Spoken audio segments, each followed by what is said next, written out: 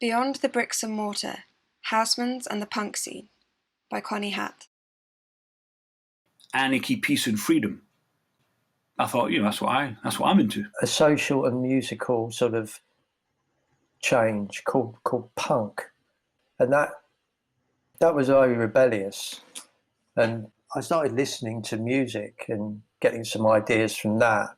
Punk was again to use more modern parlance, was a safer space to explore certain things, even homosexuality. There were several well-known punks who were pretty much openly gay. Punk really turned me on, basically. I found it exciting.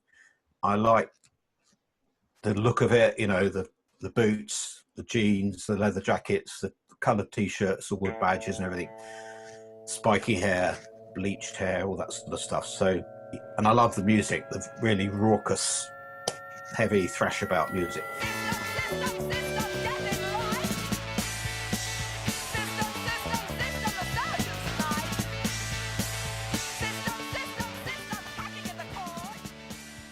So all this pent-up energy that I had from when I was a schoolboy, when I was a repressed, closeted, gay young man, exploded in the punk scene, 1978.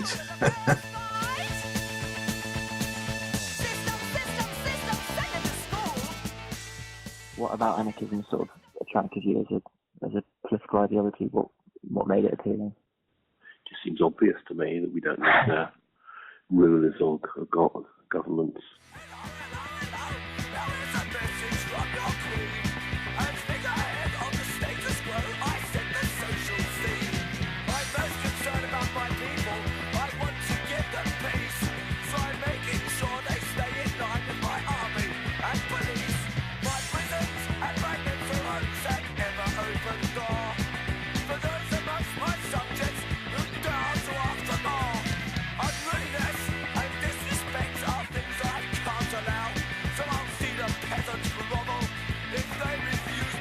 The staple of punk was being kind of anti. They were against authority, they didn't like the police, they didn't like their parents, they didn't like getting old, they didn't like previous generations. So there was a general ambiance. They weren't singing love songs, they were singing about being pissed off and alienated. And so I'd say punk universally was against the police. Punk pretty much universally was anti-racist. Mm-hmm. And punk was universally against war. And of course, the big deal in the late 70s, early 80s was CND and the threat of imminent threat of nuclear annihilation.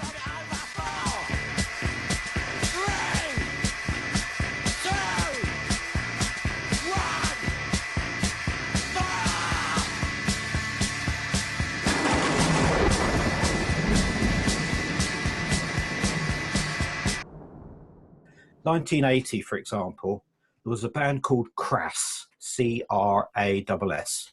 They were an anarchist band, but that wasn't really why I was into them. They were into CND, they were into nuclear disarmament. A lot of their songs were about nuclear warheads, and they had CND banners at their gigs. So I went to some of their gigs. What I did was I decided I'd tour with them. I'd follow them from gig to gig. And so I went to the C&D office. I said, I'm going to follow Crass. And, they got a lot of songs about nuclear disarmament. So have you got any stuff I can give people who come to the gigs and that?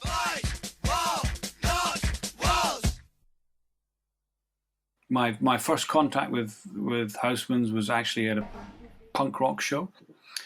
I believe it was in 1982.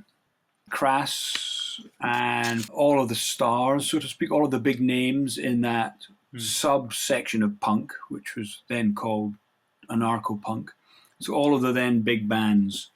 So it was Crass, but also Poison Girls and Fluxpunk Indians and Conflict and the Apostles and whatever. Anyone who was anyone were playing at this. Crass squatted a venue. It was called the Zigzag, which was actually a rock club, which had just recently closed.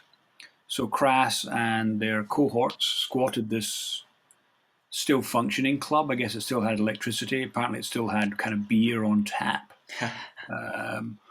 So they squatted this already rock venue and kind of brought in a sound system and set up this massive all-day concert. I helped Nigel with a lot of the stalls at Housmans, and we got into doing some of the more associated with the punk groups. We did 2 stalls with Crass.